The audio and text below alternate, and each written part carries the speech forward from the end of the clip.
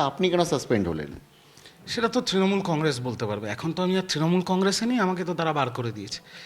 কিন্তু আমি তৃণমূল কংগ্রেসে নেই এখন, কিন্তু আমি তাও মমতা বন্দ্যোপাধ্যায় বা অভিষেক বন্দ্যোপাধ্যায়ের বিরুদ্ধে কোনো ব্যক্তি মন্তব্য করব না। কারণ ১৩ বছর আমি সেই দলে ছিলাম, সেই দলের জন্য আমি পরিচিতি, দলের জন্য মানুষ চেনে।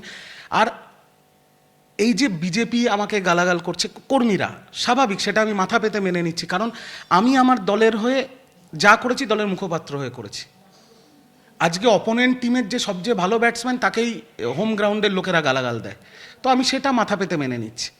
কিন্তু এটাও বাস্তব যে ৪ তারিখ পরিবর্তন হওয়ার পর, বিজেপি ক্ষমতায় আসার পর, যে বামফ্রন্টের গুন্ডা লুম্পেন যারা পরবর্তীকালে তৃণমূল হয়েছিল, তারাই ৪ তারিখ বিকেল ৪টের পরে নিজের গায়ে গেরুয়া আবির লাগিয়ে বিজেপির ঝান্ডা নিয়ে আবার বিজেপি হয়েছে।